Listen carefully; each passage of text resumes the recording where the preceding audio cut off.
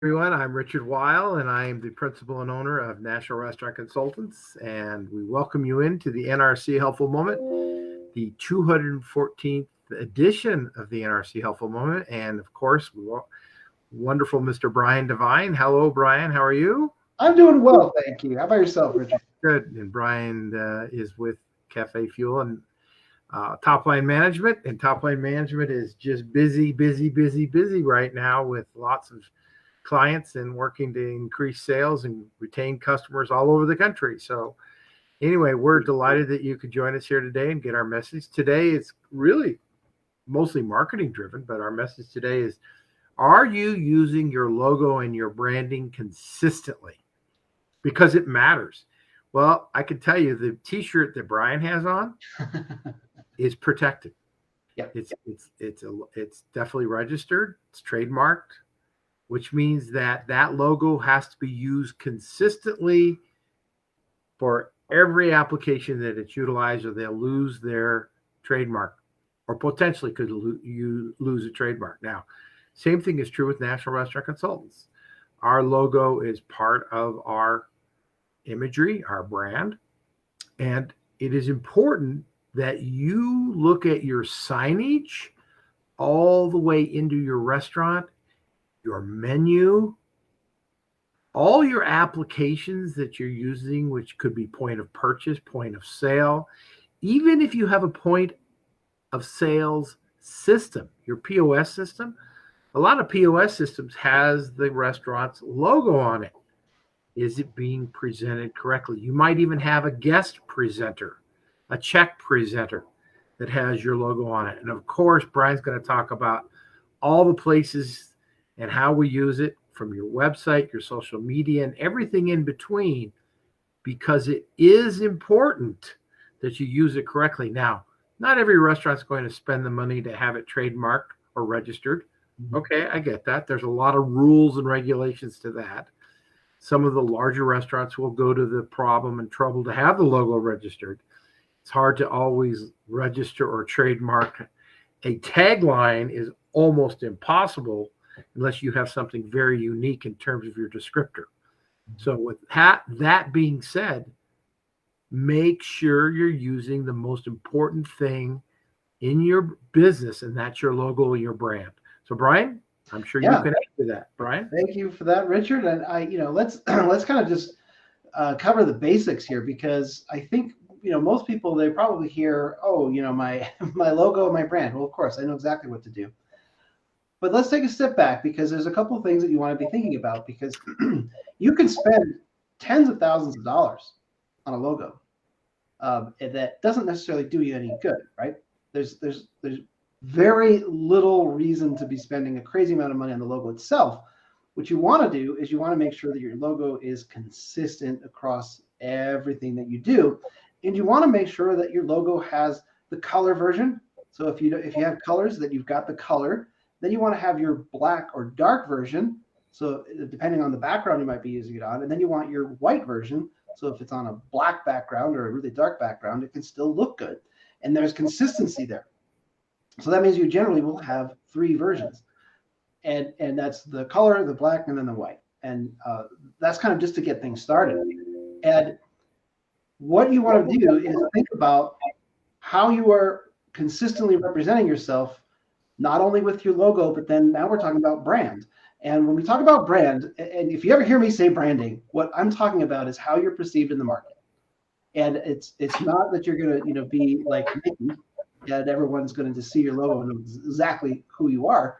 But in your local market, if you're doing this right, then that logo and your brand, in other words, how you're seen in the marketplace, will connect. So when they see the logo, they feel like they know you. And that's what we're trying to achieve. And that also means that you can't, make constant changes to how it's perceived, how it's looked. You want to keep things as consistent and persistent as possible. So that also means that it is totally okay to do fun little things, right? If let's say, like with National Restaurant Consultants logo, if during the holidays you want to put like a Santa hat on it, that actually can be very effective, because it causes you to take a second look at a logo that you're used to seeing over and over again. So you can do that at different holidays, different times, or not at all. But the idea, of course, is you don't actually change the logo, just add something to get you to draw attention. And the more you can consistently show that logo that it is connecting to your brand, then you are in great shape. And when, again, the brand is not, it's not that you are spending a huge amount of time, effort, and money on it. It's that you, your food, your service, your location, that is the brand, the overall brand. And the more that you do a great job of connecting with people, the more that logo will connect people to the brand, to your identity. And that's really all we're talking about. We want to make sure that you are thinking about that. So if somebody says, oh, hey, I'm just going to change the background on your logo here, you might think twice, right? So maybe you don't want to do that. And if you're looking at something and your logo doesn't look right on it, then maybe you don't want to do it. So just really think through that process. And if you always have those three, then it pretty much doesn't matter what the background is. It's going to work. It's going to look good. But that creates that consistency. So I hopefully, we didn't go too deep into the woods, because obviously we can talk about, getting that the trademark. So you have, the TM, where you basically are saying, I'm in the process of getting a registered trademark. And there's a lot of marketing people that will put a TM on everything just in case. I don't recommend that. Okay, if you're not actively trying to get it, don't do that. So yeah, getting a trademark, believe it or not, it takes forever. It's like, Well, it does, but I'll be honest. We do have clients that have asked us to find trademark attorneys, and we do have a network of trademark attorneys. So if that's important to you, it certainly can be done. It really, and the other thing for those folks that are maybe listening to this or looking at this who are a startup, don't get so crazy with your logo, because the signage that you create out there has to be replicated inside the restaurant.